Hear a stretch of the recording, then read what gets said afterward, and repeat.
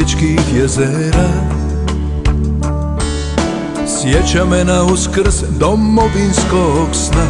Evo, poštovani prijatelji, invalidi, cijenjeni gosti, uzvanici, predavači, došli smo na ovaj drugi popodnevni dio, pa prije svega pozdravio bi našega cijenjenoga gosta koji će danas u popodnevnom nastavu biti s nama.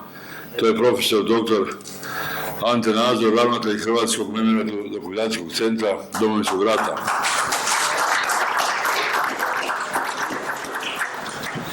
Evo i prigoda je danas, s obzirom na današnji dan, dan Hrvatske neovisnosti, da nas on podsjeti na povijesne činjenice, da nam pobliže pojasni o svim detaljima koja se događala. Predsjedniče HVIDRA-e, dragi moji prijatelji i prijateljice koje vidim, neću puno vas gnjaviti, čujem već da je bilo puno informacija danas, ali bacit ćemo jedan pogled na stvaranje Republike Hrvatske, na onu kronologiju važnijih datuma i naravno nešto što mislim da ne trebamo posebno dokazivati, s tim otkrivamo toplu vodu, da je HVO bio legalan čimbenik oružanih snaga Republike Bosne i Hercegovine, to po svim zakonima i po svemu onome što je poznato, mislim da ne bi smjelo biti sporno, ali na neke stvari ćemo upozoriti iz situacije koja je i danas, koja nažalost u dijelu političara, nažalost i u Hrvatskoj, ne samo u BiH, nije jasna. Kad govorimo o ovoj knjizi, o akciji Jaguar, iskoristili smo baš tu obljetnicu. Ove godine smo imali sa nastavnicima povijesti u Zadru jedan skup 2 dana. Jedna od tema je bila protuoklopna borba i naravno iskoristili smo prigodu kad smo već u Zadru, pa smo nastavnik i nastavnice proveli i kroz Dračevac i na brdo Križ, jer zaista tek kad stanete na to brdo, kada posjetite teren, onda možete razumjeti značaj i točke Dračevac i naravno brda Križ, koji je praktično s kojeg je Zadar bio kao na dlanu. Ovo je 92. godina, možemo samo zamisliti dakle što je Zadar sve proživljavao i u kakvim je uvjetima bio do oslobađanja toga brda. Molim vas, ako možemo pustiti, nadam se da ima zvuk, da se prisjetimo kako je to bilo. Građana naše Republike, one volje koja je već Ustavom postala granitnim temeljem, a referendumom velebnim očitovanjem zrelosti i svijesti našeg bivstvovanja na putu konačnog oživotvorenja pune slobode i nedjeljive suverenosti Republike Hrvatske, što je bio nedosanjani stoljetni san hrvatskog naroda u cjelini, stalni ideal svih naših predaka i suvremenika, težnja i čežnja svakog našeg čovjeka u domovini i u tuđem svijetu. Živjela nam vječno suverena i samostalna Republika Hrvatska.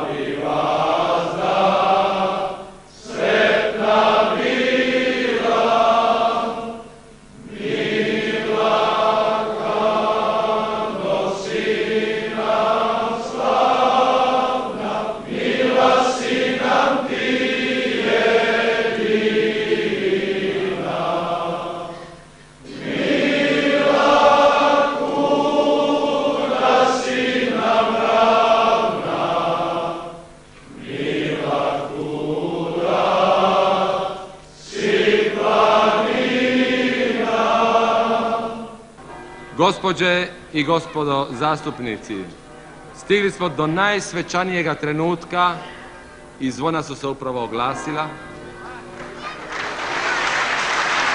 Do najsvečanijega trenutka našega današnjega zasjedanja. Trenutka koji će ostati ne samo zabilježen u novijoj europskoj povijesti, nego i duboko utisnut u svijest svakoga Hrvata, svakog hrvatskoga građanina, do trenutka kada se oživotvoruju stoljetne težnje hrvatskoga naroda u borbi za svoju samostalnu, nezavisnu državu. Dozvolite mi, proglašavam da je Hrvatski sabor usvojio te da ovoga trenutka stupaju na snagu Ustavna odluka o suverenosti i samostalnosti Republike Hrvatske, Ustavni zakon o izmjeni i dopuni Ustavnog zakona za provedbu Ustava Republike Hrvatske, Deklaracija o uspostavi suverene i samostalne Republike Hrvatske i Povelja o pravima Srba i drugih nacionalnosti u Republici Hrvatskoj. Rođena je država Hrvatska, neka joj je sretan i dug život.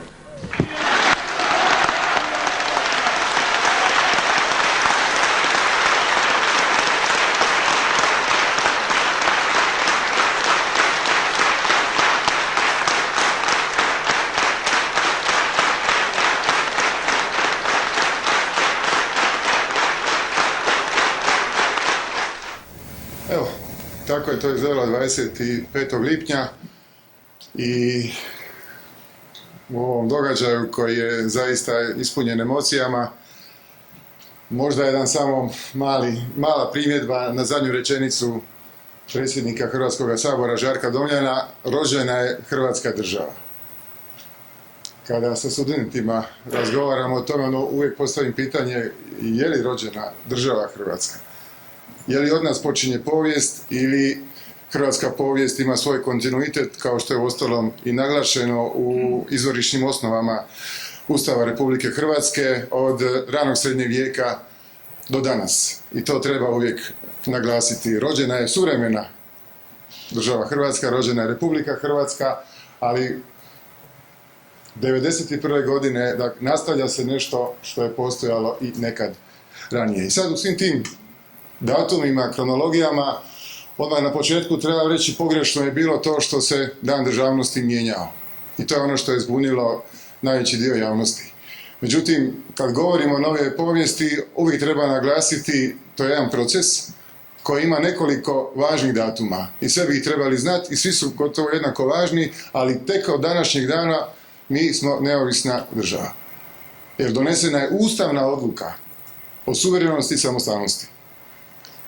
To je taj temelj naše neovisnosti koji jest prolongiran za 3 mjeseca Brijunskim sporazumom, čiji je rok isticao 7. listopada, pa je uslijedio onaj napad, bombardiranje Banskih dvora, pa smo 8.10. donijeli konačnu odluku o raskidu državnopravnih sveza sa SFRJ. Ali današnji dan je taj temelj. Međutim, kad gledamo taj proces, moramo započeti sa izborima višestranačkim u travnju i svibnju 90. i naravno sa konstituiranjem Hrvatskog sabora višestranačkog, demokratskog 30. svibnja 90. godine. U tom trenutku je jedan događaj koji je, to uvijek ističem, izazvao jednu neopisivu emociju u hrvatskom narodu. Toga smo svjedoci kada gledamo vijesti toga dana, novine čitamo, s koliko emocija je hrvatski narod popratio tu odluku. Počinje zaista jedno drugo razdoblje hrvatske povijesti, jednostranačnje odlazi u povijest, višestranačje se vraća. I taj datum je mnogima ostao kao neki temelj. I u pravu su oni koji smatraju da nije trebalo dirati taj datum, nije trebalo mijenjati, jer je stvorio samo neku zabunu među hrvatskim građanima. Sljedeće godine, znači na obljetnicu prvu konstituiranja višestranačkog sabora, nije se desilo ništa važnije, ovo je 25. lipnja, dakle ovo je poslije toga. Jednostavno je taj datum zaživio. Tako da su pravo i oni koji kažu da, taj saziv sabora je donio sve kasnije odluke. On je nukleus, on je temelj onoga što se događalo kasnije. Ali čisto gledajući pravno, na današnji datum mi smo stekli neovisnost. Naravno, da bi mogli istaknuti još i donošenje Ustava Republike Hrvatske 22. prosinca 90. i to je važan datum. Prije toga imali smo 25. srpnja 90. Amandmane na Ustav, kada nestaje onaj riječ socijalistička, sekretarijati, znači kada postojimo Republika Hrvatska u nazivu i to je jedan proces, ponavljam, koji ide svom tijeku. I naravno, po tim, ako se opet vraćam na emocije, vjerujem da će se većina vas složiti ako bi gledali uz 30. svibnja, što nas je najviše razveselilo i obilježilo, to je 15. siječnja 1992. godine, kada su države Europske unije priznale Republiku Hrvatsku. To je bila definitivna potvrda da sve ono što se događalo do tada nije uzaludno. Mi smo dio Europe, još nismo bili primljeni u članstvo UN-a, to će uslijediti 22. svibnja 1992. godine, a opet se vraćam na ono što imamo prilike gledati kroz izvore, kroz vijesti na televiziji, kroz novine, ta emocija, ta sreća. Opet je trg Bana Jelačića bio pun, mi smo ostvarili ono što smo započeli. Priznaju nas, mi smo jedna od država koja u Europi ima svoje mjesto. A ponavljam, vrhunac procesa međunarodne afirmacije bio je 22. svibnja kad smo primljeni u članstvo UN-a kao 178. članica. I naravno, vi ste ovdje svi ratnici, zapovjednici, su među vama onaj osjećaj kada je na Kninskoj tvrđavi zavijorila zastava Hrvatska. To je nešto što vjerojatno u emotivnom smislu je bilo najjače.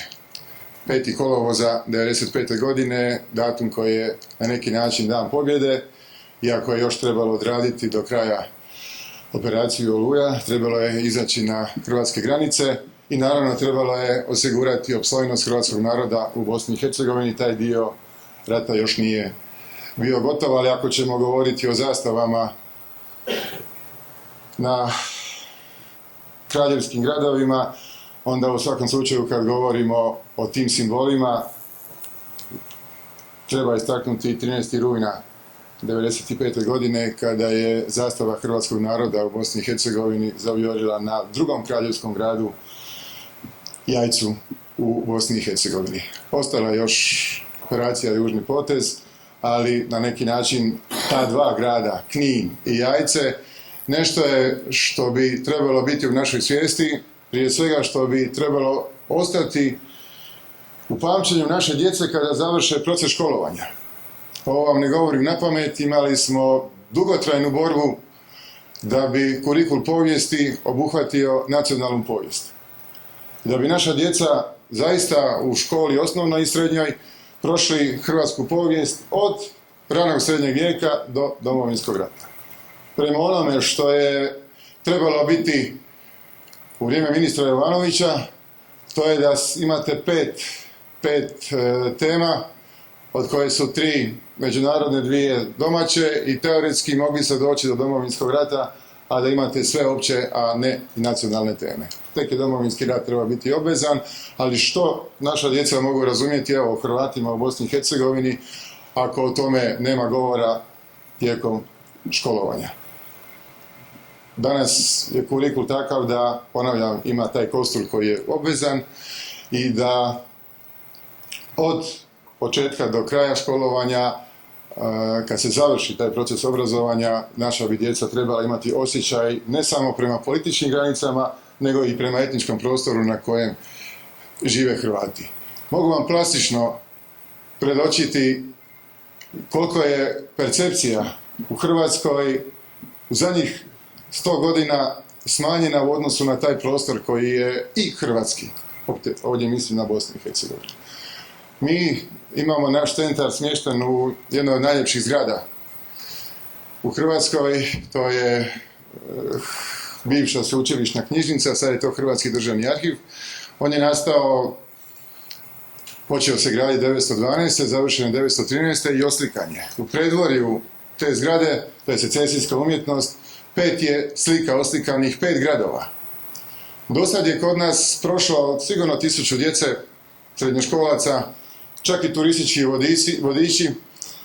I naravno jednostavno pitanje, recite mi svih 5 ovih gradova, samo jedan dečko iz gimnazije u Sesvetama je odgovorio na svih 5. Odnosno pogodio svih 5 gradova koji su nacrtani u predvorju nacionalne sveučilišne knjižnice. Hrvatske nacionalne sveučilišne knjižnice. Nije problem prepoznati Dubrovnik kad vidite Dubrovačke zidine. Nije problem prepoznati Zagreb. Nije problem prepoznati Đakovo kad vidite katedralu. Možda malo teže je Senj, ali kad se gore u lijevom kutu slike vidi tvrđava Nehaj, onda je to Senj. A kad zapitate, imate na slici jednu tvrđavu na brdu i kad pitate koji je to kraljevski grad, svi automatski govore Knin. A nije Knin, nego je Jajce. Znači, onaj koji je crtao stoljeće prije 1913. njemu to nije bilo sporno. Danas smo zatvoreni u granice Socijalističke Republike Hrvatske i ne možemo ni pomisliti da je nešto hrvatsko izvan toga. To nam sugerira ta percepcija i ne samo percepcija, mislim da sam već i pričao o tome, možda ću se i ponoviti, nažalost srećem i diljem Hrvatske ljude koji razmišljaju na način, oni preko tamo u BiH nisu Hrvati, to su katolici.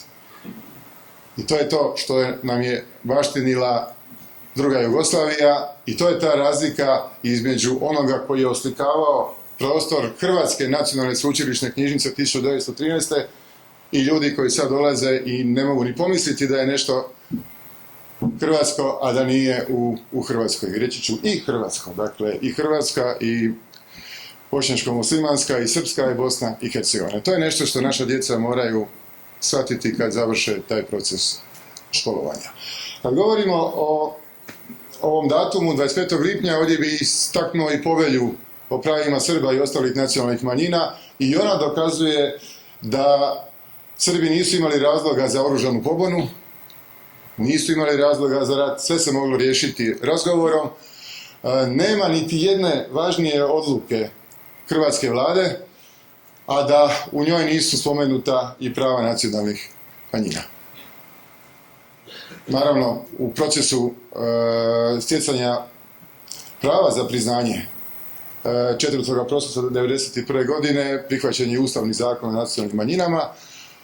To je bio uvjet za to međunarodno priznanje. Kasnije, kad govorimo o onom priznanju za UN, taj je Ustavni zakon malo i dorađen. Spominju se Kotarevi, Knin i Glina, koji će biti u onom famoznom planu Z4 koji je ponuđen Srbima u siječnju 1995. godine i čijim odbijanjem su zapravo definitivno potvrdili da nikakav razgovor nije moguć i da je nažalost ta vojna opcija bila neizbježna, ali to je sada neka druga tema. Prema tome, kad govorimo o tim datumima, danas je Dan državnosti 30. svibnja, a 25. lipnja je Dan neovisnosti. Nemojte mi zamjeriti, ako ja kao povjesničar o svemu tome imam neko svoje mišljenje, mi smo i razgovarali, tek to bi, kaže, zbunilo ljude da se išlo u tom smjeru, ali ja i dalje mislim da je naš Dan državnosti, onaj u pravom smislu riječi, povijesnom, 7. lipnja 879. godine, ovo je pismo gore pape Ivana VIII. Dragom sinu Branimiru.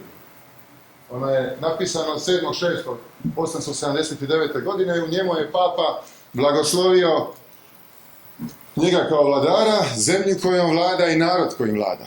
Dakle, u nekim okolnostima, onim srednjevjekovnim, to je kao da vas danas priznaju Ujedinjeni narodi.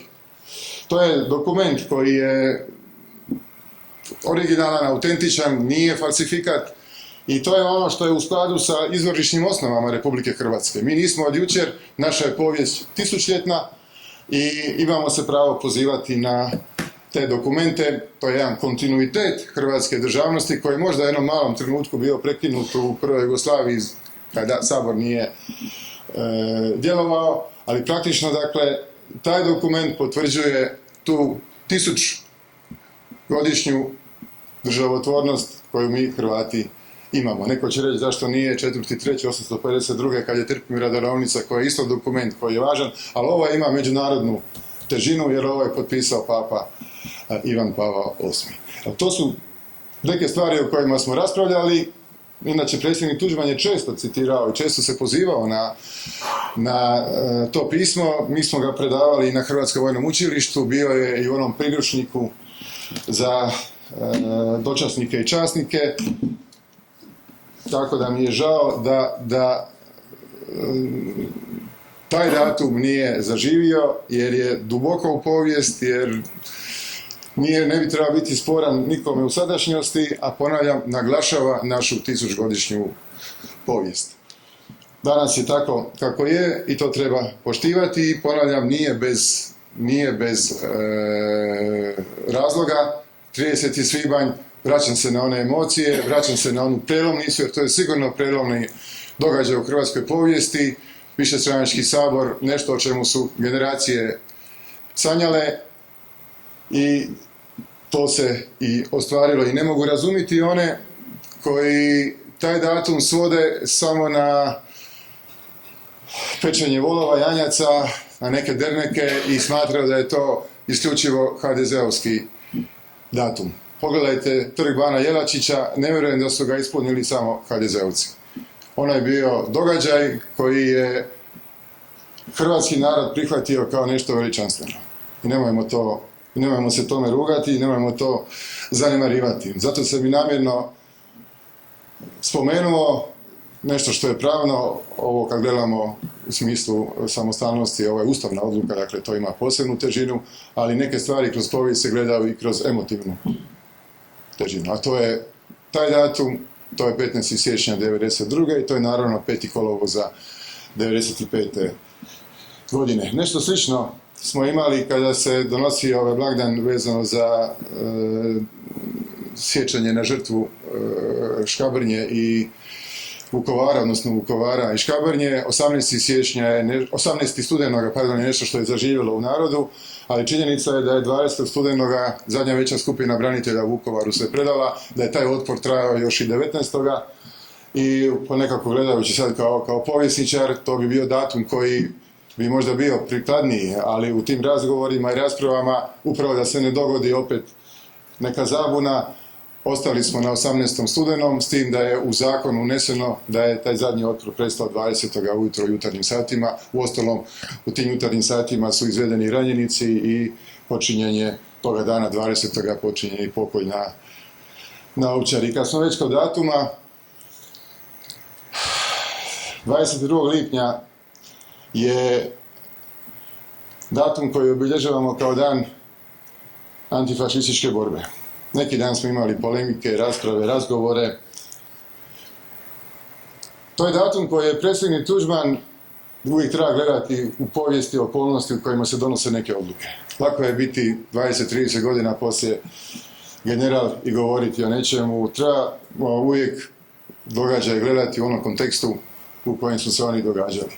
To što je 22. izabran kao datum u kontekstu stvaranja Republike Hrvatske i 90. i 91. godine sasvim je razumljivo, jer je taj datum zamijenio onaj datum koji se obilježavao u drugoj Jugoslaviji 27. srpnja, koji je bio dan ustanka naroda i narodnosti ne samo Hrvatske nego i Bosne i Hercegovine, a zapravo je riječ o jednom protuhrvatskom događaju u kojem su upravo Hrvati najviše nastradali na tromeđi tu Hrvatske odnosno na granici Hrvatske i Bosne i Hercegovine. U tom kontekstu, dakle, taj 22. lipanj ima svoj razlog i naglasit ću ga, mi Hrvati takav datum trebamo imati.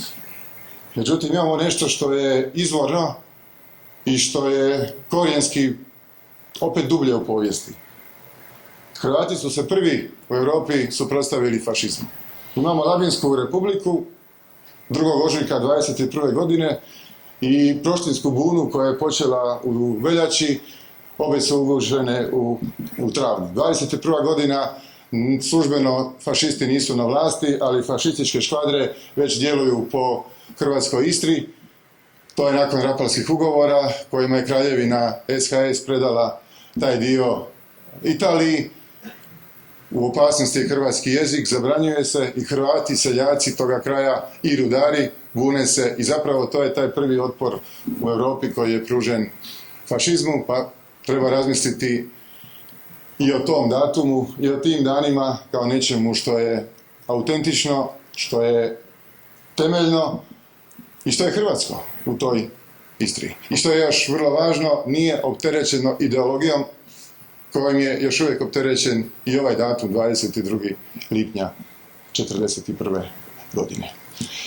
Što se tiče ove druge teme o HVO-u kao jednom legitimnom čimbeniku oružanih snaga Republike Hrvatske, ponavljam, nemamo tu što puno pričati. Sve je jasno, sve je poznato, samo onima koji to ne žele prihvatiti, to možemo govoriti o događajima od Mostara, Maglaja, Gornjeg Vakufa, gdje su Bošnjaci muslimani prepuštali obranu toga područja upravo postrojbama HVO-a.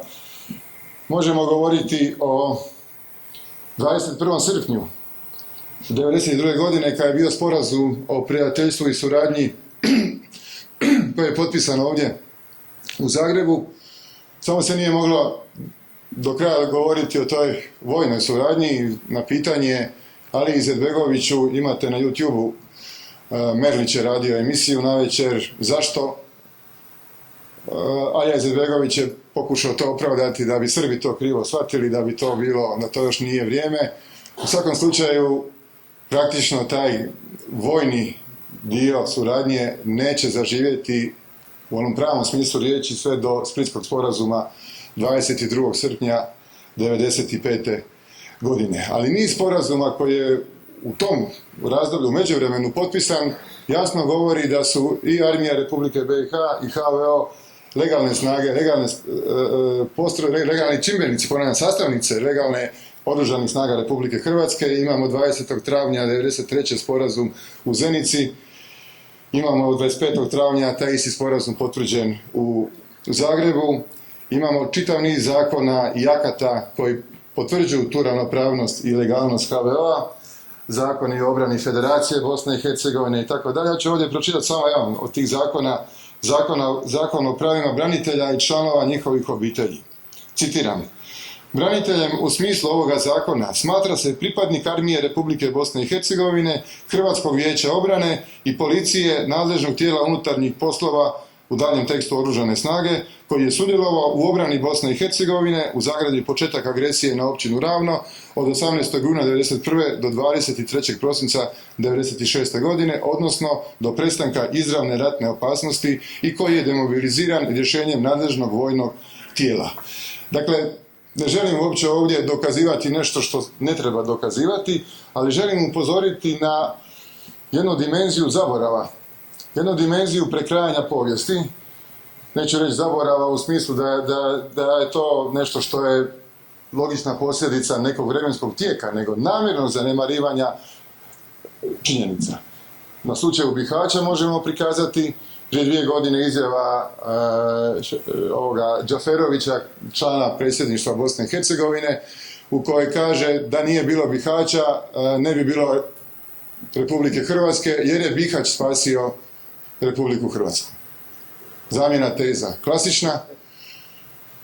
Vama, tu je general Lucić, ne treba govoriti šta je Hrvatska učinila za spas Bihaća, ali činjenica je da Bihać i Bosna i Hercegovina nije pala zahvaljujući Hrvatskoj i Hrvatima. I u Bosni i Hercegovini, naravno, i u Hrvatskoj. To je činjenica. Kad je on spomenuo o toj izjavi da bi sudbinu Vukovara doživjeli i mnogi drugi hrvatski gradovi, onda ga treba podsjetiti da, nažalost, Hrvatskoj 1991. godine nije imao tko pomoći.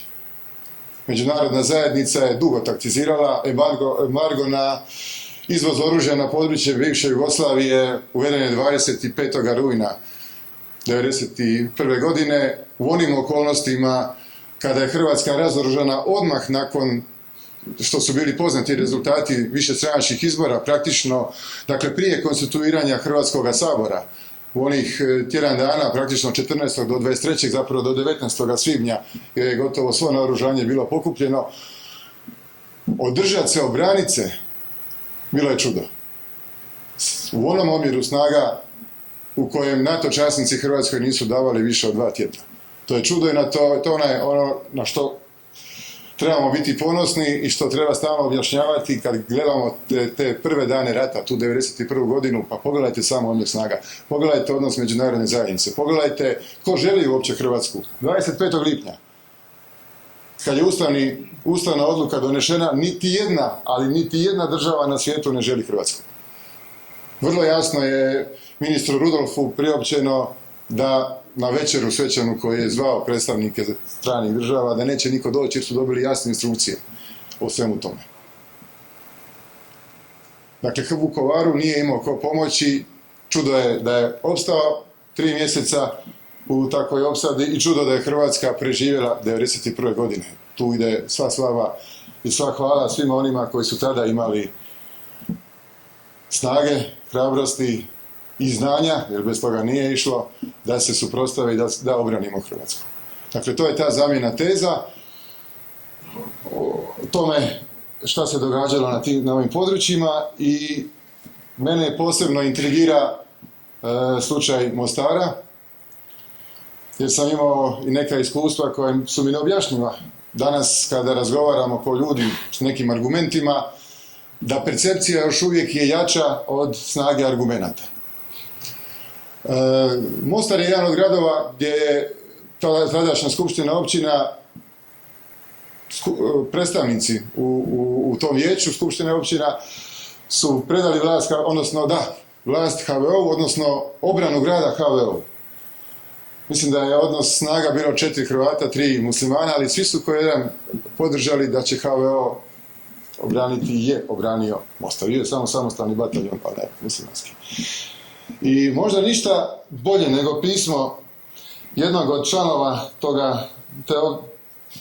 toga vijeća, Ismeta Hadži Osmanovića, ne objašnjava situaciju i u Mostaru i u Bosni i Hercegovini i zapravo percepciju koja je nametnuta i pokušava se i dalje nametnuti da je Hrvatska izvršila agresiju na BiH i da je dijelila Bosnu i Hercegovinu. Ja ću vam pročitati njegovo javno pismo kojim se on zapravo brani, obrazlaže odluku zašto je i on potpisnik kao musliman takve odluke. Citiram: ova odluka je odraz trenutne političke i prije svega vojne situacije u gradu Mostaru. Mi se moramo suočiti sa istinom da smo napadnuti, da napadač čini sve da uništi ovaj grad, da uništi naše zajedništvo, da učini od grada avetinski grad. I u takvim okolnostima bilo je neminovno donijeti takvu odluku. Sa političkog aspekta ona je u kontinuitetu svih donesenih odluka ovih dana od strane predsjedništva i vlade BiH i ona je u pravnom smislu osnovna potpora koja se koristi upravo iz tih dokumenata. Još jedna potvrda da su snage HVO-a legalna sastavnica oružanih snaga Bosne i Hercegovine. Prema tome, nema nikakvih političkih manipulacija i zloupotreba odluke u bilo kakvom drugom smislu. Već predstavlja kontinuitet svega onoga što se događa. Mi, muslimani, tek sada počinjemo stvarati svoje oružane snage. Strana koja je najagresivnija, koja je proglašena u krajnjoj liniji političkim i vojnim agresorom, to jest SDS, ona po svaku cijenu želi zadržati postojeći dio JNA i dio svojih oružanih formacija koje se podvode pod pojmom teritorijalna obrana. Upravo pošto su jedna i druga vojna formacija na ovim prostorima učinile zločinačka djela, učinili sve da ovaj grad sravne sa zemljom, sam taj pojam je sa pravom kod određenih ljudi stvorio nedoumice, jedno nepovjerenje, nešto što podsjeća na zločin. Mislim da je ovo proizvod upravo stanja u kom se Mostar našao. To je grad koji je sa strateškog i vojnog aspekta u najtežoj, najgoroj vojnoj poziciji. On je dnevno izložen velikim razaranjima, posebno artiljerijskim, i nas je, htjeli ne htjeli, nužda natjerala na ovakav postupak. On je proizvod napada agresora na ovaj grad. Prema tome, mi smo to htjeli i morali. Da smo to Bogdo i ranije uradili, vjerojatno bi tada daleko bolje stajali i sa odbranom, manje bi imali i žrtava i materijalnih razaranja i znali bi na koncu konca protiv koga se borimo. Ko je okupator i ko je došao ovdje da razori ovaj grad. Uostalom, to ima u dokumentima, a historija će reći u svemu tome svoju sudbinu. To je istina, ona je bolna, ona je teška, ona razara dušu svakog čestitog našeg građanina i razlog je toga što su mnogi Mostarci upravo bježeći od suočenja sa istinom napustili ovaj grad. A ta istina je da su Hrvati se pripremili, a mi muslimani nismo. Meni je jako važno ovdje, to je 29. travnja 1992. ovaj dio pisma u kojem govori o strahovitom razaranju grada. Percepcija je nametnuta da su snage HVO-a razorile Mostar. I prije godinu dana, povodom godišnjice smrti generala Praljka, u Slobodnoj Dalmaciji osvanuo članak da je Praljak razorio istočni Mostar. I baš vraćali smo se iz Dubrovnika, dan branitelja 6. prosinca, znači 7. prosinca smo na putu nazad za Zagreb. Kupili smo mandarinke u Opuzenu i krenuli autocestom prema Zagrebu. Nazvao sam gospođu novinarku Slobodne Dalmacije i rekao, gospođo, vi ste prije par dana napisali u Slobodnoj da je Mostar razrušio Praljak, odnosno HVO. Ona kaže, istina, ja sam bila tamo, ja vidjela. Kad ste bili tamo? Sigurno niste bili prije Washingtonskog sporazuma u ožujku 1994. Ne, bila sam poslije, ali vidjela sam da je sve razrušeno. Gdje ste bili? Bila sam tu i tu. Jeste li, gospođo, čitali ili imali u rukama knjigu Urbici nad Mostarom? Urbici nad Mostarom je jedna knjiga koju su Hrvati i muslimani napravili u listopadu 1992. godine i u toj knjizi je navedeno sve što je pogođeno u Mostaru od gospodarskih, kulturnih, školskih, infrastrukturnih, dakle, objekata u nekoliko odjeljaka. Svak govori o tome s kulturne razine, gospodarske, dakle, infrastrukturne, što je razoreno. Nisam. A dođite, molim vas, u centar, pogledajte i onda pričajte o tome što je razrušeno i vidjet ćete je li to mjesto na kojem ste vi bili nalazili se na fotografijama iz 1992. godine, a sukob Hrvata i Bošnjaka u Mostaru je počeo travanj, zapravo svibanj 1993. godine. Mislite da je došla? Nije. Znate, kad smo završili razgovor, bili smo već kod Gospića s autom. Imate dokumente, imate fotografije, imate činjenice. Ne, ona ima svoj stav, ona je to napisala i ona to u novinama će vrtjeti ko zna koliko još vremena. Tako da, kad govorimo o povijesti, mi smo ovu knjigu koja je pisana zahvaljujući inicijativi i potpori generala Jelića i potpori zapovjednika HVO-a na terenu, uspjeli smo složiti jedan popis svih onih civila u Bosni i Hercegovini koji su ubijeni i svih zarobljenih pripadnika HVO-a. Naravno, teško je reći da smo uspjeli sve, ali ono što smo imali podatke, stavili smo u popis. Ta knjiga je odgovor na drugostupanjsku presudu u predmetu Prlić, Praljak i ostali. I u 2 toma, prvi dio je prikaz povijesti Domovinskog rata, naravno i u Hrvatskoj, ali s posebnim osvrtom na Bosnu i Hercegovinu. A u tom drugom tomu su imena Hrvata ubijenih i od pripadnika Srpske vojske Republike Srpske i naravno armije BiH, jer smatramo da Haag jednostavno nije tome posvetio dužnu pozornost i da je nesrazmjer i u medijima i u Haagu kad je u pitanju stradanje Hrvata u Bosni i Hercegovini. Haagu ne mogu zamjeriti, oni imaju neku svoju politiku, ali to što se događa u Hrvatskoj i u medijima u Hrvatskoj, to je nešto što možemo svi mi zajedno, na što možemo utjecati i što možemo popraviti. Prije mjesec dana, mjesec i pol, poslali smo dopis HTV-u, jer opet u Središnjem dnevniku je bio samo prilog o stradanju Bošnjaka muslimana u Ahmićima, što je zločin i to je za osudu i osudili smo, ali jednostavno nevjerojatno da zločin u Trusini nije dobio ni sekundu u toj informativnoj emisiji. Istoga dana 22 Hrvata ubijeno, 15 civila, 7 pripadnika HVO-a koji su zarobljeni jer su živi zid, živi štit imali ispred sebe pripadnici armije BiH, pa su zarobljene pripadnike HVO-a odmah na licu mjesta ubili.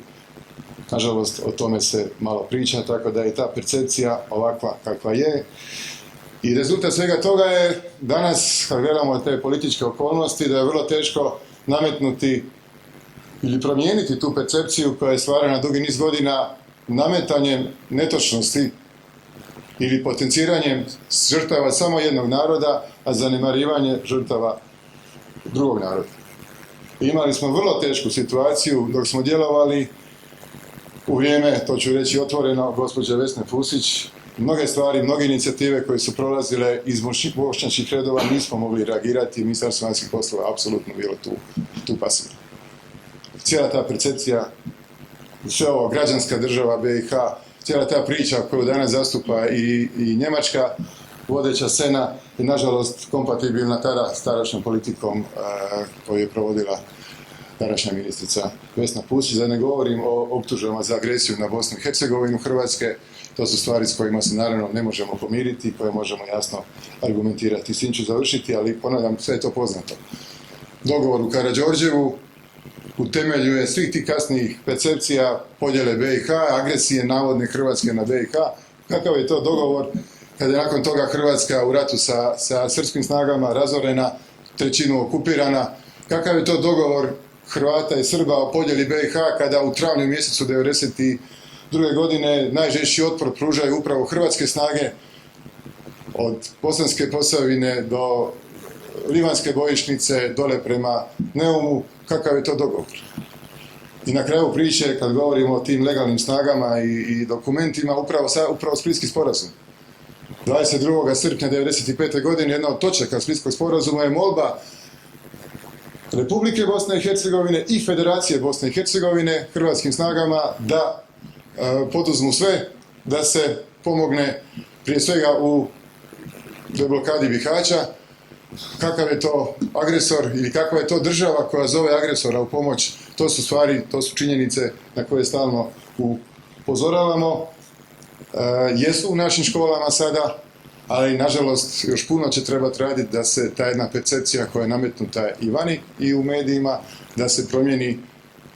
To je jedan proces koji traje. Predugo je trajalo razdoblje kada se o tome u javnim medijima nije pričalo. To su posljedice koje mi danas baštinimo i u međunarodnoj politici i na domaćoj medijskoj sceni. Eto, oprostite ako sam malo odužio, htio sam naglasiti ovih nekoliko datuma i naravno kroz pojedine primjere pokazati koliko je neutemeljena tvrdnja da HVO nije sastavnica Oružanih snaga Republike Hrvatske, ali ponavljam, čitav niz zakona to dokazuje, to ne treba ni objašnjavati. Dati na par primjera koliko je teško promijeniti nečije stavove ako su građani na pogrešnim percepcijama, a ignoriraju dokumente i gradivo koje imamo. Hvala lijepo. Domovina cijela, u njoj svaki Hrvat sad je svoj na svoj. Neka je svih rana tu na mome tijelu, sve su one zavjet sinu hrvatskom, da će vječno čuvat domovinu cijelu i životom svojim branit rodni dom, i životom svojim branit rodni